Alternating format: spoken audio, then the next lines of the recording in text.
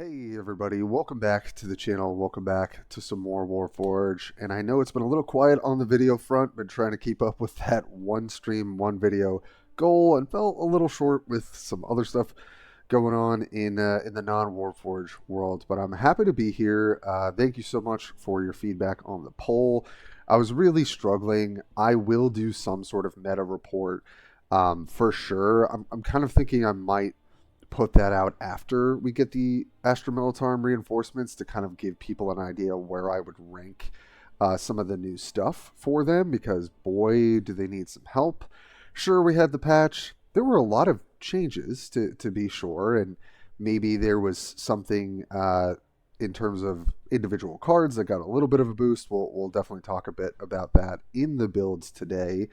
But overall, our military needs some heavy hitters or something, because it is looking grim, particularly into the GSC meta.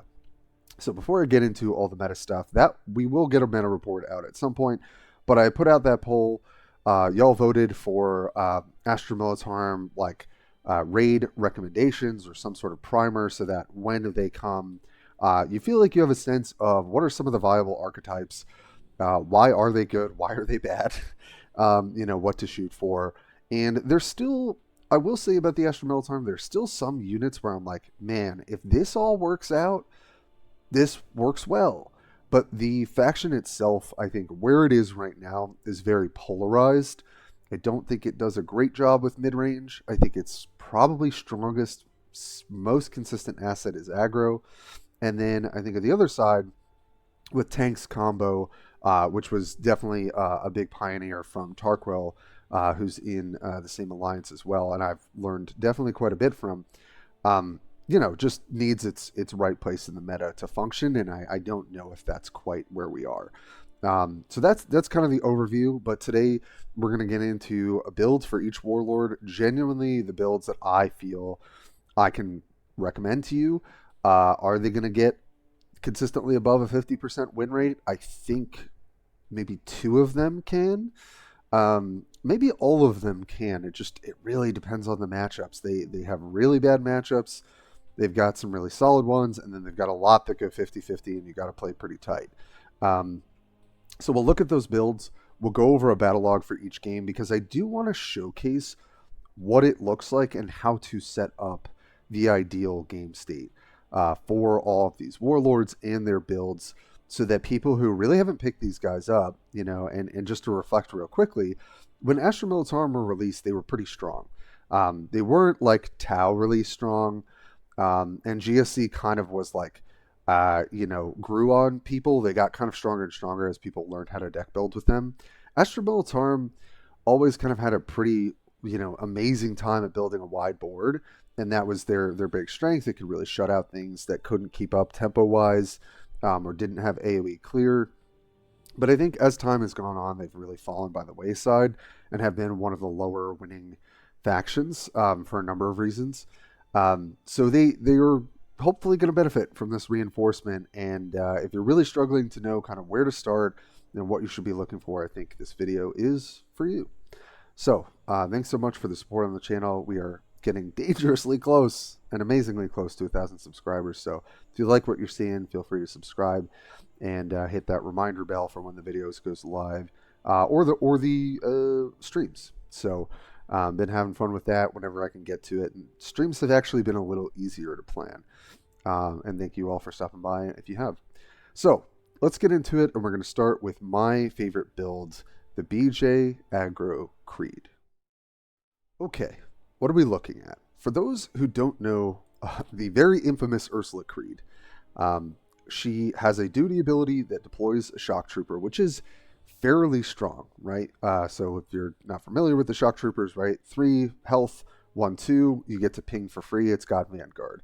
What her strongest start looks like in most games is being able to play a 2-drop, use her duty ability, and if you're going second, use the defense stratagem to make another Shock Trooper. So on turn 1, you have 3 units on the board, and we'll talk about why that's important. But that is one of the major strengths for Ursula Creed. Second one was Legendary Commandant, which in the name actually used to let you pull legendary stratagems. and was probably just noticeably better than any Warlord. Now that the legendaries have been taken out, and I forget if was there a cost reduction. I think there was too. Yeah. So basically got the Magus treatment, right, where it was like can't grab legendaries anymore, no cost reduction. But this still allows you to pull stratagems that you wouldn't have room for in your aggressive builds in this particular case, and jam them into your hand for when you really need them. So when you think about summary execution, where you really need some removal at that point. There's the 2 energy reveal stealth troops or draw 2. There are a lot of pretty niche but helpful stratagems, and I always felt that Ursula Creed's strength over everyone else was her value, right? She's just a value warlord, doesn't really care about stun if you stun her. Obviously, she can't use her duty if that happens, but in terms of her actual ability, you can just always use it. So that's always why I gravitated towards her. She was just kind of by far and away the best one on release. But since, I think Tankler kind of rose up above her, and I'm still kind of coming back to, I feel like her aggressive build with value is my most consistent, my most winning build for the Astra Militarum. So what are you doing?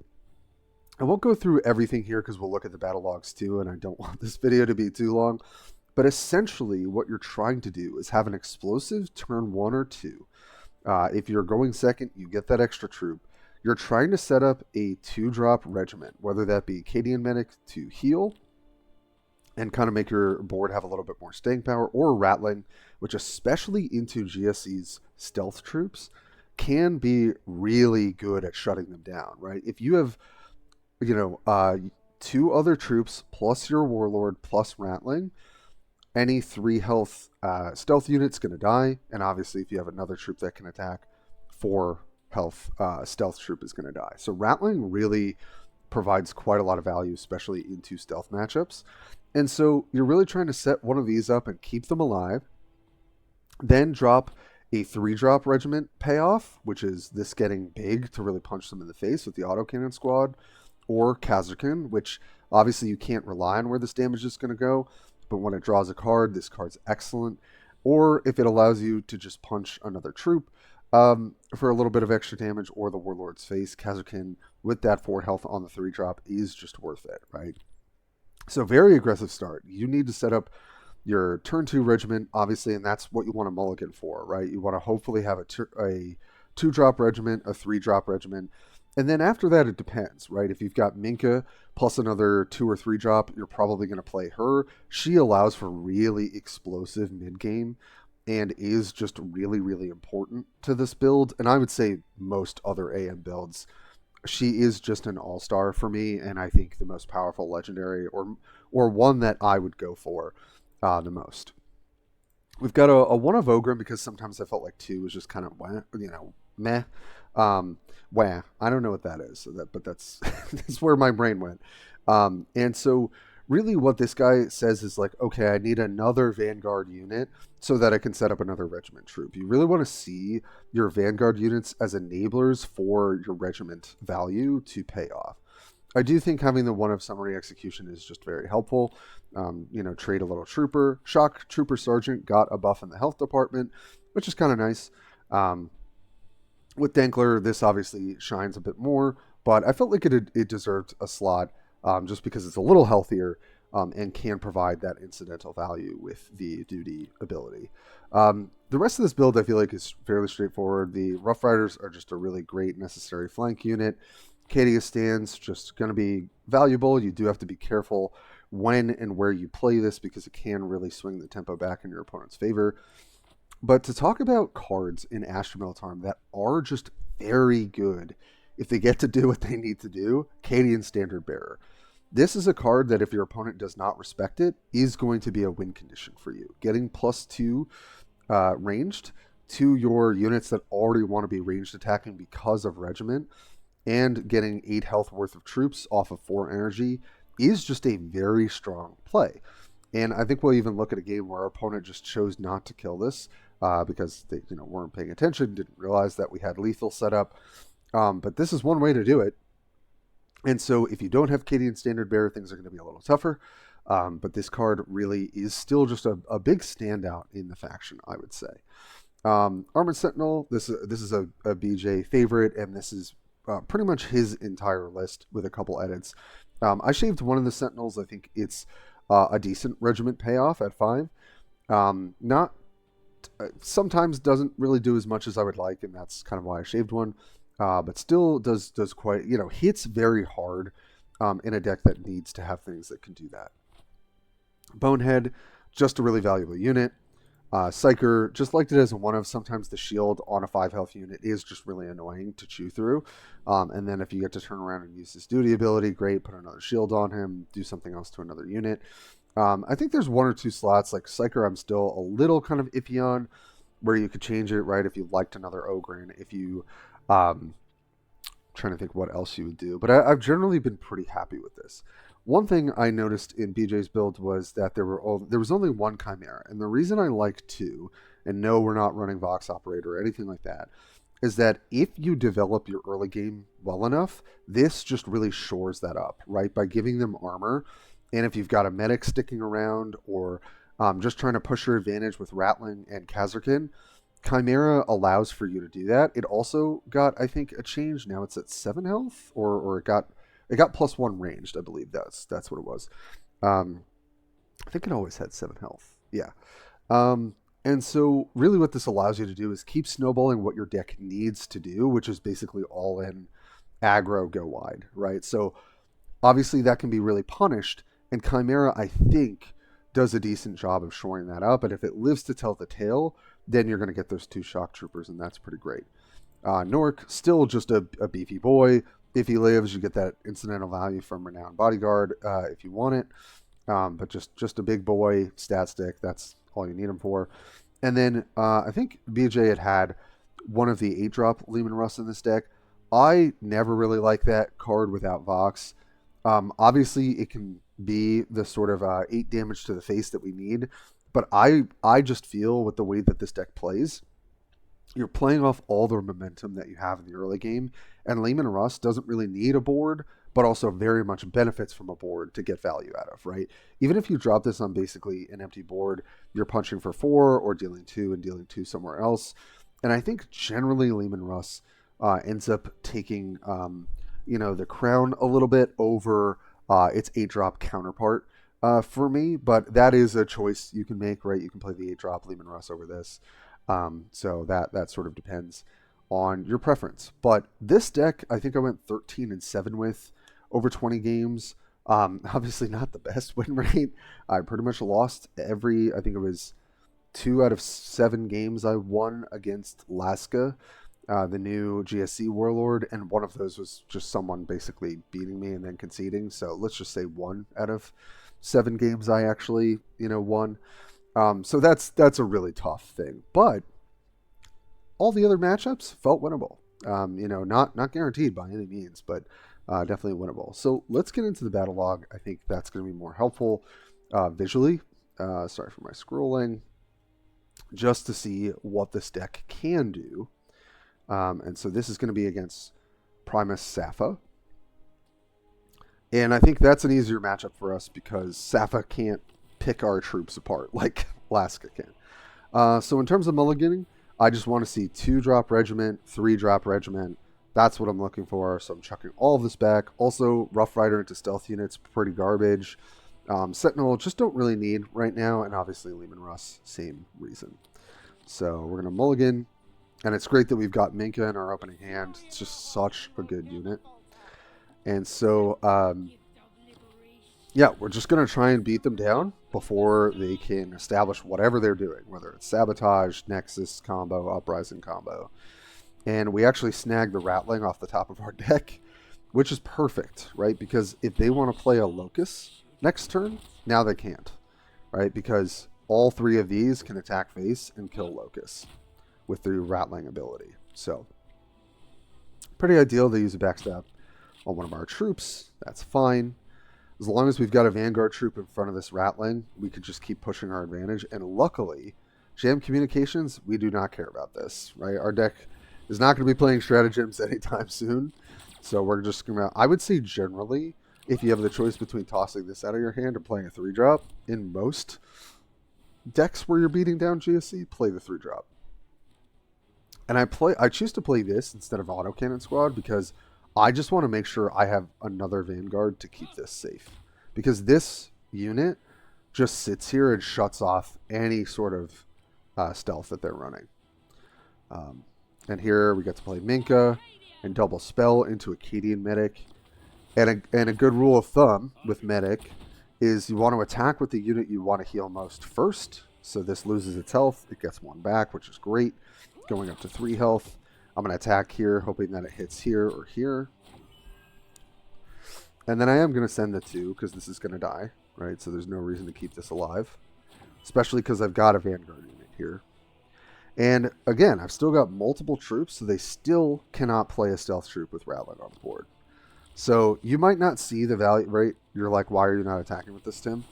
You can't really see the value because it's affecting how they would play. So they actually have to do this, which is a decent catch-up play here. They get to clear the Ogryn and they get to clear Medic. I guess that they didn't really have stealth in their hand because I think if I choose between those, I'm killing Ratling. I think this has more effect on the game state than the Medic does. Here we've got a lot of choices, but I choose to, again, just try and establish a Vanguard unit to keep our Ratling safe and keep our Minka safe. Play Kasrkin, knowing we're going to take damage from the poison supply, but knowing that that 1 damage is not that consequential. Because if they don't have a way to get to a couple of these units, this unit is going to pump our entire board and we're going to win the game. So we take 1. Which doesn't really change the math here. Doesn't really, I mean, it does change the math on Ratling. That's easier to clear. And this is where our opponent messes up. So they clear this. They have to kill this unit. They have to.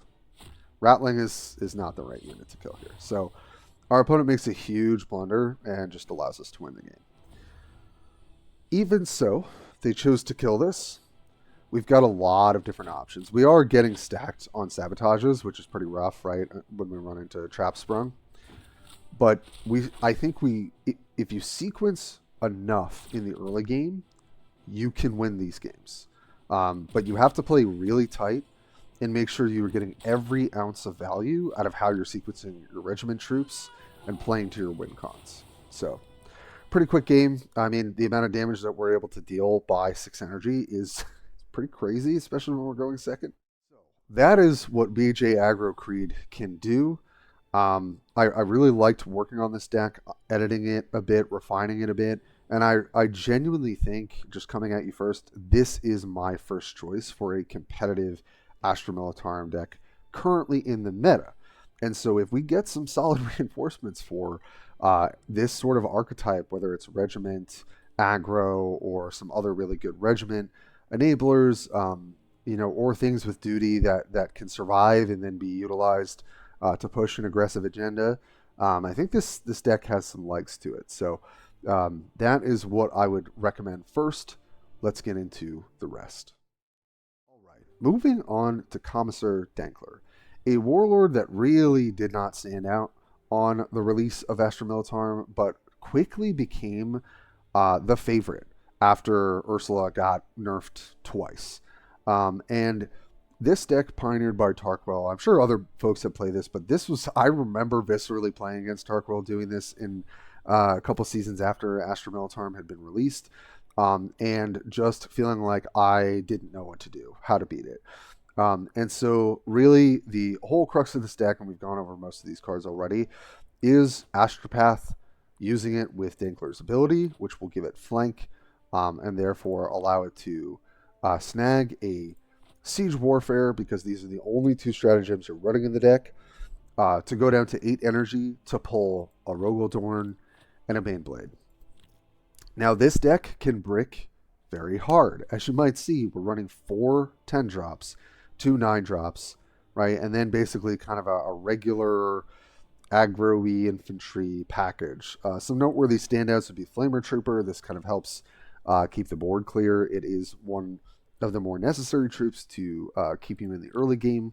You're generally going to take the control role in this deck until you have your tanks on the board. and you're just trying to survive. Also, Psyker does really well in this deck. Being able to have flank and trade 5 damage with a shield on is very, very good. And then, other usual suspects, especially like the bearer. But essentially, you're just living. Then you're making sure your Astropath snags a Siege Warfare before you draw them or before you draw these tanks. And then ideally, on 8 energy, you're playing 2 massive tanks that your opponent just cannot deal with.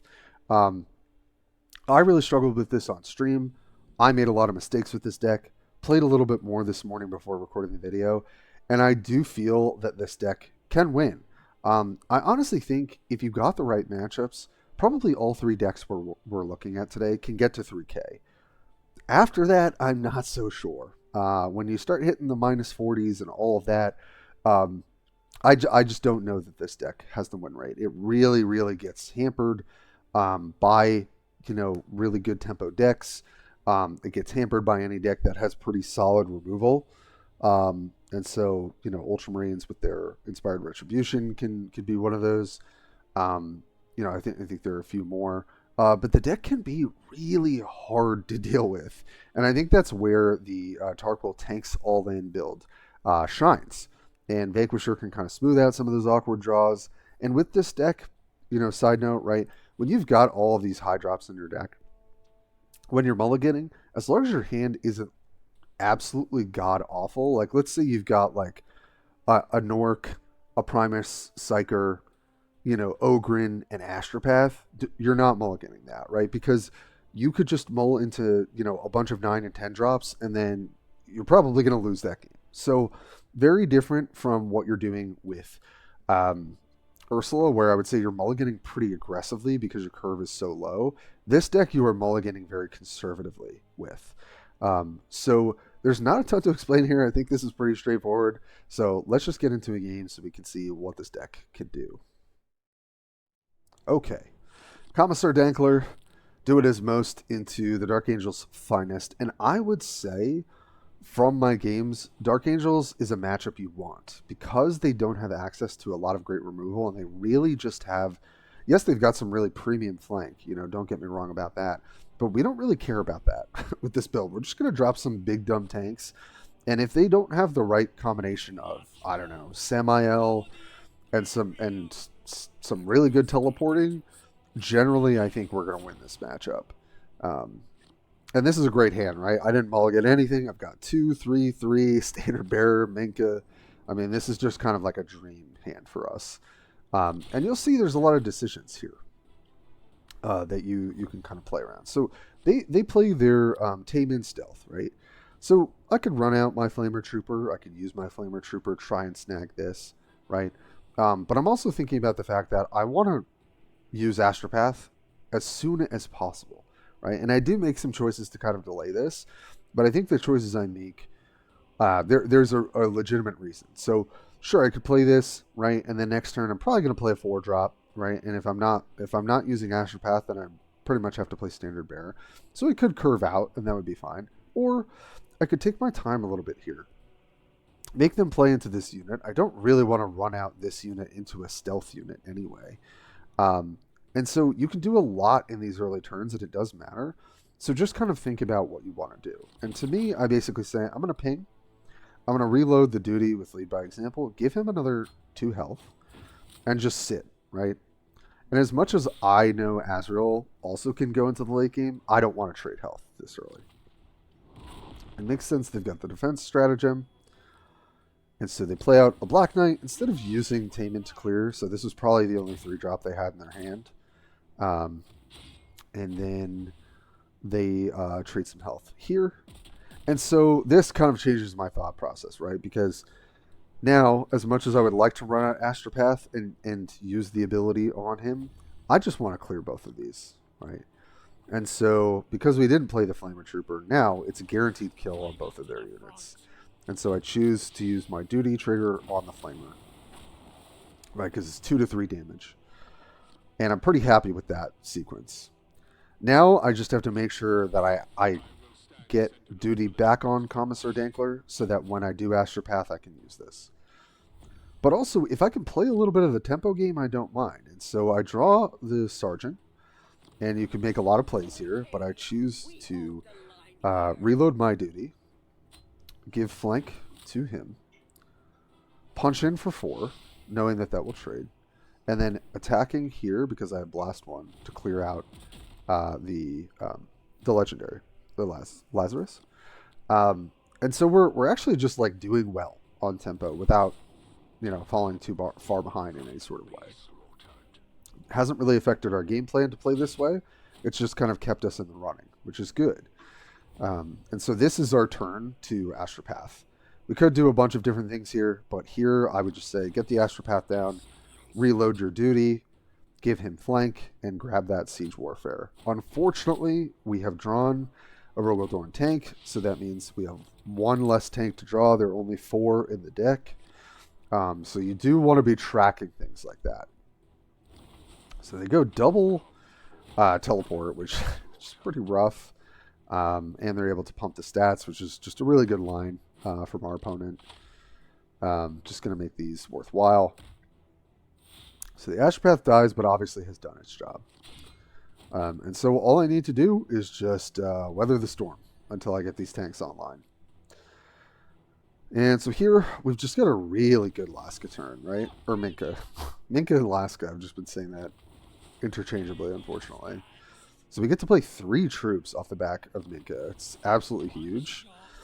And sure, I could trade some health into one of these units, but I can also get a free ping off the armor from the Ratling, and I just choose to hit face.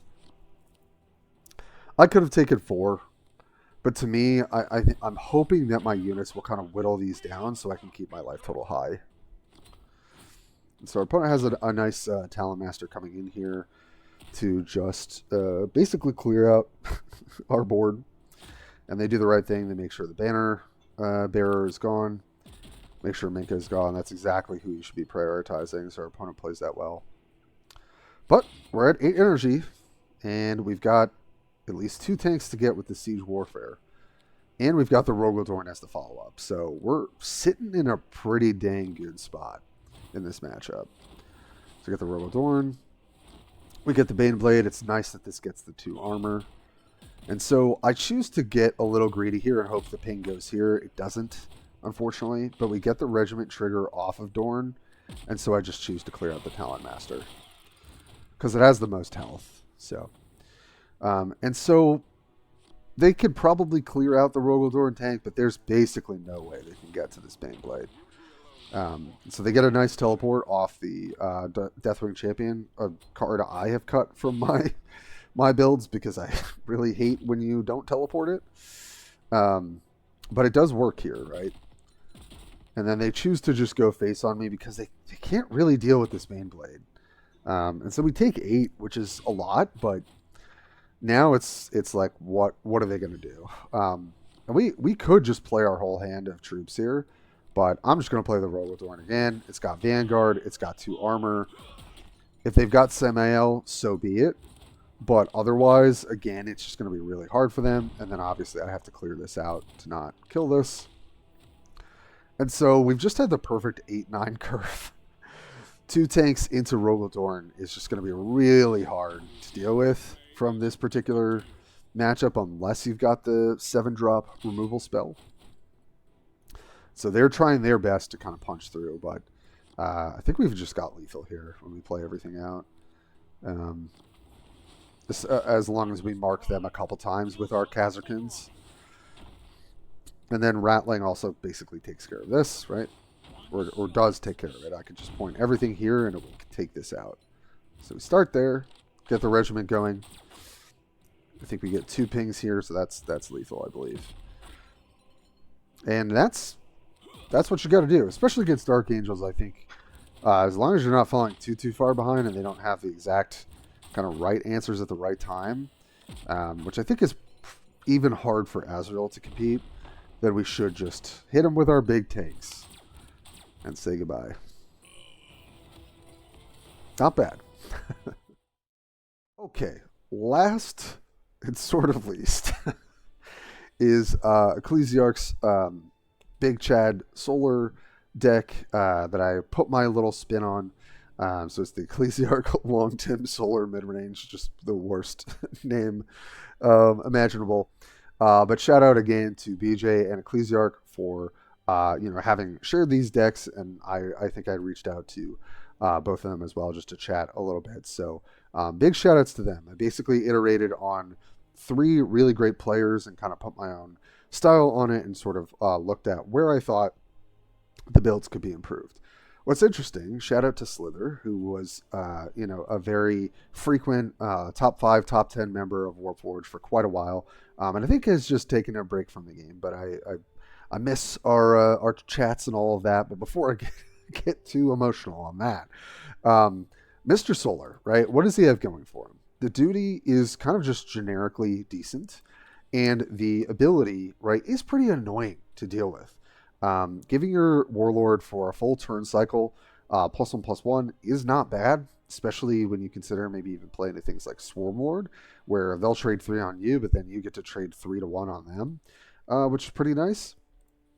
And I also want to shout out Moonsquash, who is a player I've seen for a long time, who had a really cool build of this running around where you would run a lot of the units that could produce more Shock Troopers, and basically you just always had a bunch of stuff to play. I think that build is cool. I personally don't love it. And I think that was in metas ago, where I just think we've seen a bit of power creep over the releases, and so I think if you're gonna play mid-range, I think I would probably do it with Solar, because he's got the +5 health, right? He's a 40 health Warlord, so you can kind of go into the late game in a way that Ursula and to a lesser degree, I guess, or rather, Tankler can, and to a lesser degree, Ursula can get into the late game. I think Solar is a little bit more beneficial. So you're pretty much playing your kind of standard stuff, right? You're going to play Ratling, but in this build, and I do like that Ecclesiarch was endorsing Vox Operator here. This is a very polarizing card. I know BJ hates this card, and Ecclesiarch and I have always kind of had a little bit more interest in it. And to be fair to BJ's points, which I think are valid criticisms, right? It's like if you kind of draw the wrong half, right? You have the tanks but not the operator, or the operator not the tanks, right?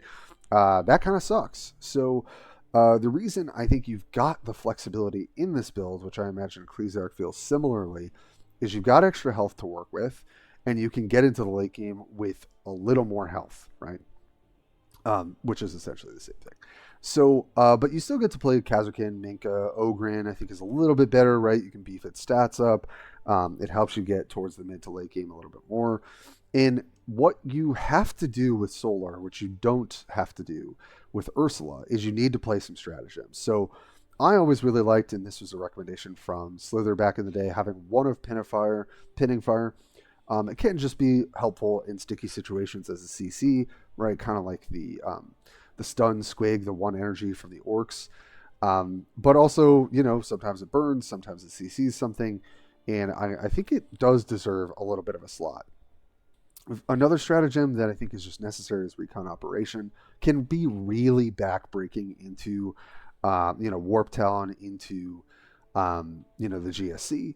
So I think it just deserves a slot because you can't fish it out like you can with Ursula. So that makes a lot of sense to me. One of Summary Execution. And then at all costs, I think I might have added to this deck after it got dropped down to 4 energy. So it was 5 and kind of lackluster, although I did see this in Moonsquash's build to kind of refill. I think it's great in this build. I actually think he's well suited to use this. You've got more health to work with. The game goes longer. At all costs to refill, and just putting yourself in that 10 health range and then having a massive discount, right? Reduce their cost by 4.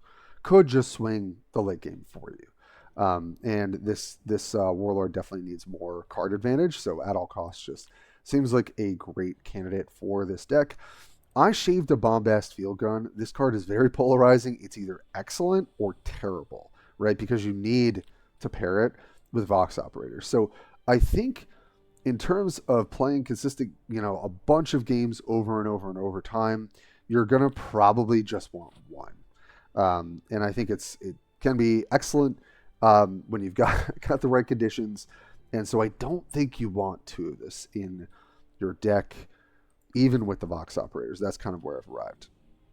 Very similar package here, right in the mid game. The Boneheads, the Chimeras, the Leman Russes, and then Vanquisher, right? Obviously pairs the best with Vox Operator because that's going to be that 8 damage to the face, 12 or 11 if they have 1 armor or something like that. So I think Vox Operator and Vanquisher are best buddies, especially if you can discount them with Vanquisher. And I had tried builds with the ramp vehicle card, the 1 energy that reduces cost by 2 back in the day, and just kind of done a lot of cost reduction play tanks without siege warfare. And I thought about doing that again, but I just don't think it's there. I think I'd rather just go for a mid-range deck. And then I think one of the big changes was I cut the 9-drop nuke that deals 10 damage to everything for Vengeance for Cadia. I just think we're not in a place in this game where the nuke is fast enough, right? 9 energy is a lot for a board wipe.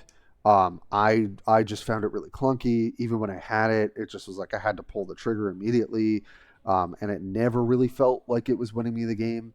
Whereas Vengeance for Cadia, this is something I thought about fitting into Ursula as well, but I think I just ended up cutting it because it could be a little bit awkward. I think in this deck, between Vengeance for Cadia, between Standard Bearer, between your kind of like tank Vox Operator angle, you just get a lot of different angles to attack your opponent. And when this is in your hand and it sits in your hand early, it's okay, right? You draw it maybe turn 2, turn 3. I can't play this till later, but you're deploying your troops. It's getting its cost reduced lower and lower. And maybe you use it as just a removal spell for something with 4 health off your Warlord at worst. But at best, this can just outright win you the game. And I actually think if we think about like a late game card that can have some influence here, I actually think Vengeance for Cadia is a decent candidate for that as a one of. And I know some people don't like deck building with one of, but I do think you want to hedge your bets in some ways. And this card just kind of is fine all around for your semi-aggressive, semi-mid-range beat down game plan. So that's my take on Leontis. I still need to test this build more. I've probably played 10 to 15 games with it, and that's why I'm saying, like, I think if you can play Ursula or you can play big tank combo, probably better, because I think Solar's kind of in this weird mid-range area that just doesn't quite cut it a lot of the time. But let's take a look at the game just to see what it looks like to actually win with Solar. Okay. I would say generally into Chaos things can get rough because they've got a lot of board clears, but also Abaddon kind of doesn't beat down for the most part. I think people have kind of changed their ways on that build, and if they're going to play beat down, they're playing Cellular. So there is a chance for us to kind of out-aggress our opponent in this matchup, and I think that's pretty much what happens. Also, solid hand, right? We do have a higher curve in this deck, more mid-rangey. And we're just kind of happy to see this. Minka also makes, obviously, the Vanquisher cost 0, which is really nice. So here, I would say most in these early turns, you're probably just going to use your ability and beat down.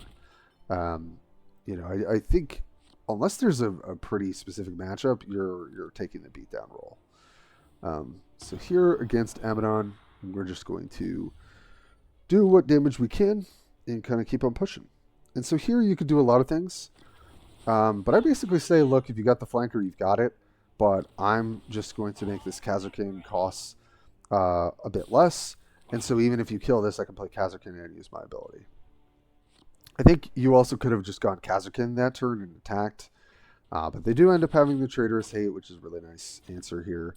But if they don't answer Minka, then we're kind of off to the races. So I don't know if that was the right play 100% of the time, but sometimes I think it's worth it to try and put your opponent on the back foot and see if they have it. And this is still a fine turn, right? So I get to buff both of them. I get to hit for 4 here because of the Kasrkin. And so the only thing different here would be Kasrkin would have been on the board and died, and then we'd have Minka plus the other thing. And so it would have been kind of mana inefficient, or energy inefficient, rather. But this is a decent play. They're going to try and make this live. But thankfully our duty goes through camo. So between our duty trigger and our Kasrkin, we can just clear this and keep moving. which is exactly what we do. And we've got this Vengeance for Cadia just kind of sitting in our hand, accruing, its value over time. Run out the Bone'ead. And then, hoping to set up Cadia Stands and kind of go from there. And you can see you run out of cards pretty quickly here, right? And I'm just holding Recon Op on the off chance that they Warp Talon until I need to draw this. So with the help of our friend Ratling, which is excellent, we're able to clear out Leo without too much trouble. And then we get to play Cadia Stands when we're ahead on board, which is, not always the case. So you got to take advantage when you can. So we'll get that rolling here. And, and then we'll probably pull the trigger on Recon Op next turn if we don't have much else to do, just to draw 2 cards. They're playing Veteran Havoc, which is interesting. Don't generally see this in Abaddon. This is kind of more of a Galaron card. And it's here that I go for a value play on Vengeance for Cadia. So I'll draw first. And then I have a lot of options, but here I just say, I'll play Vanquisher, cheapen my Bearer. Not a huge, great play here. And then I'm just going to Vengeance for Cadia so that my Warlord can clear this with the Ratling proc. And that way we've got some board presence, and I'm going to hit them for 5 off this. Because I'm not going to leave this on the board. If, Spawndom comes down, it's going to clear out everything. So it's nice. We remove their threat. We hit them for 5. We do know they have this, so we do know that was probably going to die. But it's always good to think about, yes, your opponent has the answer, but that boxes them into that play, right? Maybe they would have played something else had you not done what you did, right? You never really know. But I think the more you play the game, you figure out what play patterns are really disruptive to your opponent. And so here we have a great follow-up, and we've got at all costs to refill our hand again. So we're just in a really great position. And if they do not kill this bear, right, they're probably going to die. So we get to clear this out, ping for 1, which is great. I'd rather the ping go face than anywhere else. And if they do not have a board sweep, we probably win. So they don't have a board sweep. They go for the Dark Apostle, and I would have healed myself here. I think that's a misplay. And then you hope to get Vanguard, right? But they didn't. And so that is going to be more than lethal. Don't even need the at all costs. We're just going to give our whole board +4/+4. And that's just going to be more than enough for lethal. So didn't even really see Vox, or tanks in particular. We did draw the Chimera, which is nice. Basically, I would say the gist of it, the strength of Astra Militarum is if you set up a board and deal a lot of damage going into mid-game, and they don't answer your wide board one of those turns, you should win. It's just a big if. All right, folks, that is what I have for you today. I hope this was, especially for players who haven't really gotten their hands on Astra Militarum and are excited to, and I was so hyped for this faction on release. It's also one of the better received reveal videos I've ever done, which was awesome. It was just very exciting when they first came out, and I'm really hoping to feel that excitement for the reinforcement again. So this video should help those who are really starting to get into Astra Militarum, and for us who have played with them and kind of dropped them by the wayside, this was really good for me to kind of reorient my brain to where are Astra Militarum's strength, which I would say is aggressive, go wide gameplay. And then kind of off on the side is Tarquil's tanks build, which has some pretty nice applications. Really all of these, or the 2 out of 3 of these decks are really playing to an aggro mid-range, deal as much damage early, set yourself up, sequence properly, and then try to close things out. But it's a really fragile game plan, I think, with all 3 decks. And that's where you run into trouble. Because if your opponent has decent value, I think all of GSC is doing really, really well right now. Sylar hits really hard and can clear things out. Swarmlord also. Those are 2 warlords I've been playing a ton with and finding a lot of success with. I just think that Astra Militarum are a little lacking overall, to say the least. And maybe with the reinforcements, they will get something. And unfortunately, despite all of the little buffs here and there for this last patch, it really didn't address what I think you know, is still a pretty large gap in their game plan, which is they're not resilient, right? They have to go all in on what they're doing. You can't just play. You don't have a lot of high value troops. You don't have a lot of troops that can 2-for-1. So we'll see. Maybe we'll get some cool deep striking stuff from the Scions. Maybe some flank. Maybe some stealth, which would be cool because we don't have any stealth in this faction. I don't know. Not to homogenize everything. You know, the game does revolve around stealth and flank in a lot of ways. But I hope that the reinforcement brings something kind of spicy and interesting to the table. And I hope this video was helpful. So if you stuck with me this whole time, thank you so much. As always, feel free to show your support. And I got some other videos cooking on the back burner. I will do my best to get to those when I can. But other than that, I will catch you guys next time.